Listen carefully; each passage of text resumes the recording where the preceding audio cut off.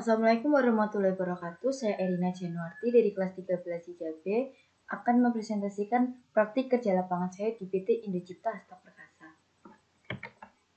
Latar belakang PKL.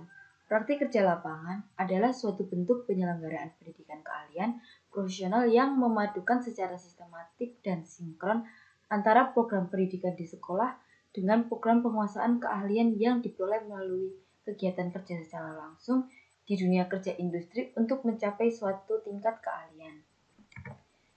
Dasar hukum. 1.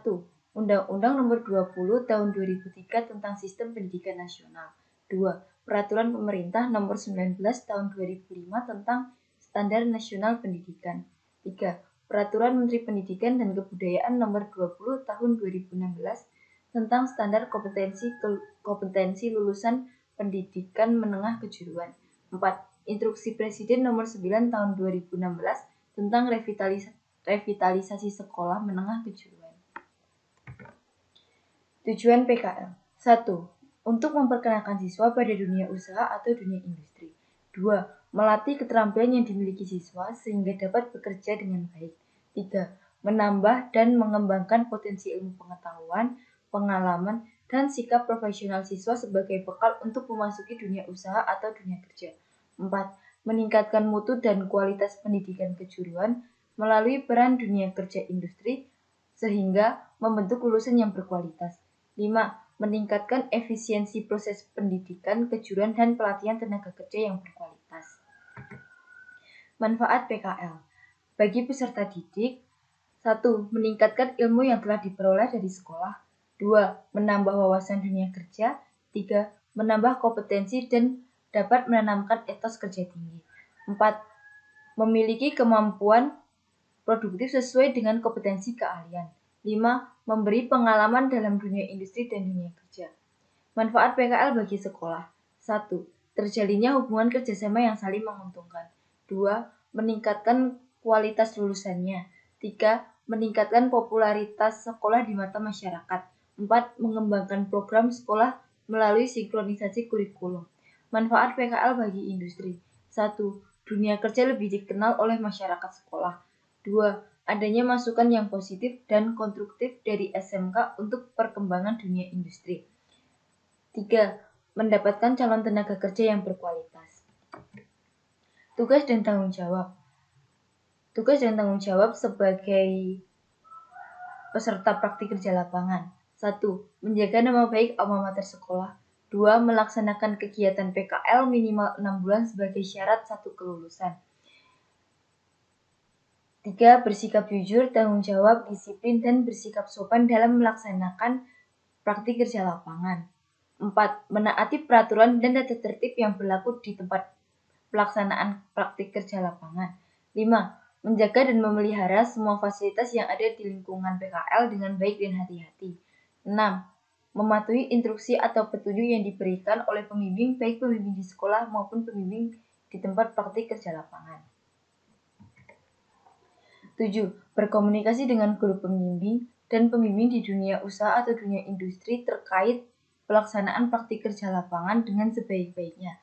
8. Tetap menyadari kedudukannya sebagai siswa yang dicerminkan dalam setiap perbuatan dan sikap baik di lingkungan sekolah, masyarakat, maupun tempat PKL. 9. Mengisi buku jurnal PKL secara rutin. 10. Membuat laporan kegiatan PKL. 11. Mengikuti uji laporan PKL di sekolah atau di dunia usaha atau industri. Sejarah singkat. Pada tahun 1976 dimulai dari toko yang menjual spring bolt dan nut. Lalu pada tahun 1982 PT Daya Cipta Teknik berdiri dan memproduksi spring dan metal stamping. Setelah itu PT Cikarang Presisi berdiri pada tahun 1994 atas permintaan PT Sony Indonesia untuk memproduksi semua spring berukuran kecil dengan total mesin 20 unit. Lalu baru PT Indocipta Hasta Perkasa berdiri pada tahun 1996 memproduksi metal stamping bolt dan nut. 2001, faktori PT Cikarang Presisi pindah ke tempat yang lebih besar, dari Jababeka ke Juton Technopart Lipo Cikarang karena adanya penambahan mesin sampai 100 unit. Lalu pada 2002, PT Auto Cipta Casting berdiri untuk produksi aluminium dan casting. 2007, PT Panacipta Senan Komponen berdiri untuk supporting perluasan bisnis PT Indocipta Hasta Perkasa. Lalu pada tahun 2015, PT Indocipta Hasta Perkasa Plan Karawang berdiri untuk supporting perluasan bisnis PT Indocipta Hasta Perkasa Plan Cibitung. Visi dan misi perusahaan. Visi: menjadi perusahaan pengerjaan logam yang menghasilkan produk bermutu tinggi serta bersama-sama seluruh karyawan menempatkan perusahaan di peringkat teratas dalam industri pengerjaan logam domestik. Misi: menghasilkan produk stamping welding dan pekerjaan logam metal manufaktur yang bermutu sesuai dengan persyaratan pelanggan.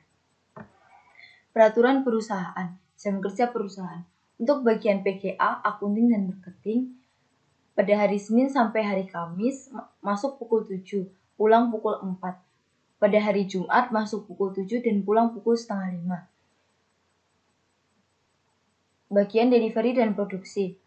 Hari Senin sampai hari Kamis masuk pukul 7 dan pulang pukul 3. Untuk hari Jumat masuk pukul 7 dan pulang pukul setengah 4. Untuk hari Sabtu masuk pukul 7 dan pulang pukul 12. Untuk shift 2 produksi, hari Senin sampai hari Kamis masuk pukul 3 dan pulang pukul 10. Untuk hari Jumat masuk pukul setengah 4 dan pulang pukul setengah 11. Untuk hari Sabtu masuk pukul 11 dan pulang pukul 5.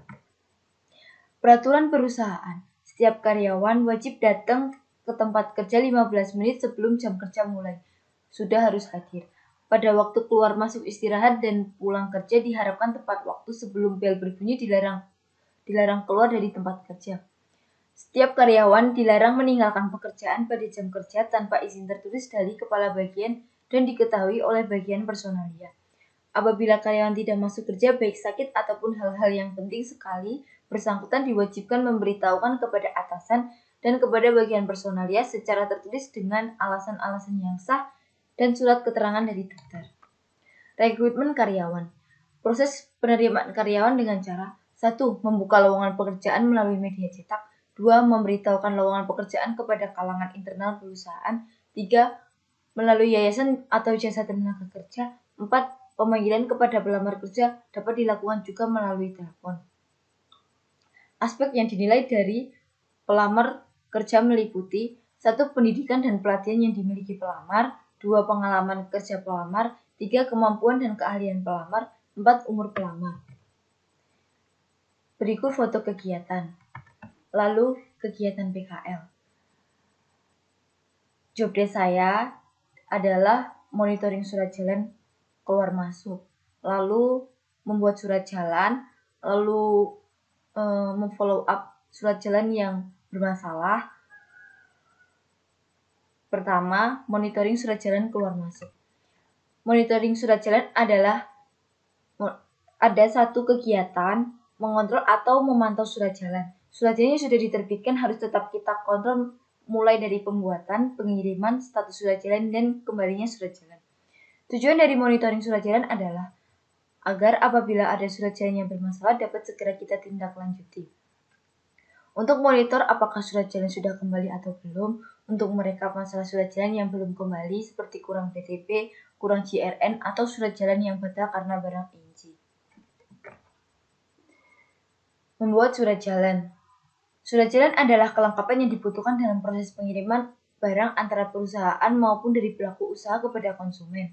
Surat jalan di PT Indocipta Hasta Perkasa menurut jenisnya dibagi menjadi 2, yaitu surat jalan customer utama kita yaitu Astra Honda Motor dan surat jalan customer lain-lainnya.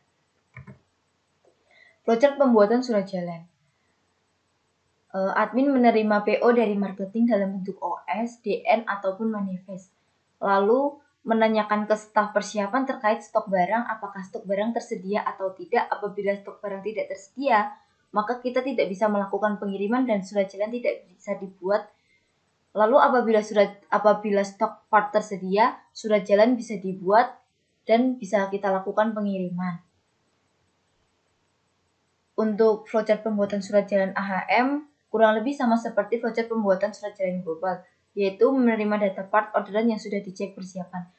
Untuk perbedaannya, untuk surat jalan AHM kita diberi portal dari supplier AHM.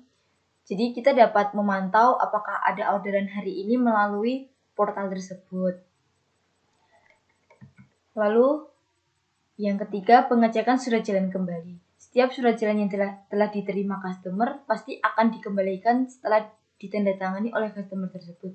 Surat jalan yang sudah ditandatangani oleh customer akan disetor ke admin surat jalan setiap pagi oleh supir atau kenek. Untuk pengambilan milkran biasanya surat jalan ditinggal di pos satpam, jadi admin surat jalan mengambil ke pos satpam setiap pagi. Setelah admin surat jalan mengecek surat jalan tersebut, admin akan menyetorkan ke akunting untuk dibuatkan invoice dan dilakukan penagihan. Flowchart pengecekan surat jalan kembali. Mulai menerima surat jalan kembali dari security, driver, atau kenek. Mengecek dan merapikan surat jalan sesuai SOP. Setiap customer memiliki SOP masing-masing. Seperti Toyota, kita harus melampirkan manifest. Seperti Toyota Bosoko, kita harus melampirkan delivery note. Apabila lampiran tersebut tidak lengkap, maka admin surat jalan harus memfollow up kepada customer. Setelah itu, apakah surat jalan ada masalah? Jika surat jalan ada masalah, maka dilakukan revisi surat jalan. Setelah surat jalan tidak ada masalah, maka admin surat jalan membuat memo serah terima surat jalan lalu disetorkan ke akunting dan akunting dibuatkan invoice dan dilakukan penagihan ke customer. Kesesuaian kompetensi. Kompetensi yang diajarkan di industri mencakup bidang administrasi seperti pembuatan surat jalan, monitoring delivery OS, pengecekan surat jalan, monitoring surat jalan, pengarsipan dokumen kembali yang memanfaatkan aplikasi Microsoft Office. Materi simulasi digital sering digunakan pada kompetensi industri yaitu rekap dan pengumpulan data dengan menggunakan Microsoft Office. Kesimpulan, praktik kerja lapangan saya laksanakan dari tanggal 2 September 2021 sampai 18 Desember 2022 di PT Indocipta Hasta Perkasa.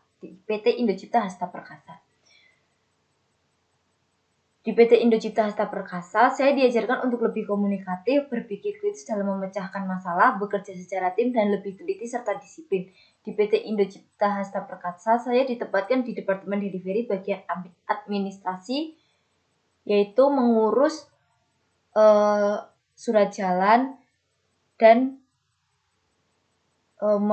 mengatur monitoring surat jalan.